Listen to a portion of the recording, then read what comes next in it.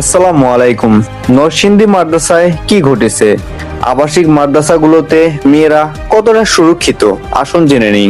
বাংলাদেশ নরসিংদীর রায়পুর উপজেলায় মেয়েদের একটি আবাসিক কওমি মাদ্রাসায় একজন ছাত্রীর যৌন নির্যাতনের অভিযোগ ওঠে। অভিযোগ শিক্ষকের আটক করার জন্য অভিযান চলছে জানিয়েছেন পুলিশ।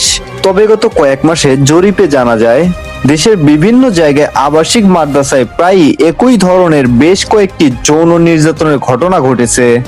সারা দেশের আবাসিক মাদ্রাসাগুলোতে শিশু কিশোর বিশেষ করে মেয়ে শিশুদের নিরাপত্তা নিয়ে প্রশ্ন উঠেছে।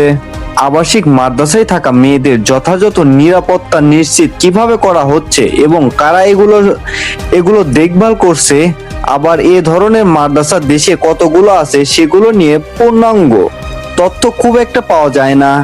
দেশের বিভিন্ন স্থানে খোঁজ নিয়ে দেখা গেছে কওমি আবাসিক মাদ্রাসা ব্যবস্থাপনা পুরোটাই এর প্রতিষ্ঠানের বা মালিকের নিয়ন্ত্রণে থাকে এবং তিনি তার মতো করে এগুলো চালান। কোনো কোনো জায়গায় একটি পরিচালনা কমিটি থাকলেও সেটি মালিকের নির্দেশে পরিচালিত হয়।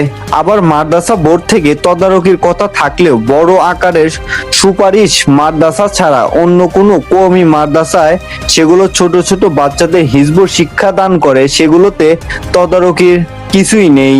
তাহলে কি বাংলাদেশের সরকারের এদিকে নজর নেই? এর জন্যই কি শিশু মেয়েরা হয়রানির শিকার হচ্ছে?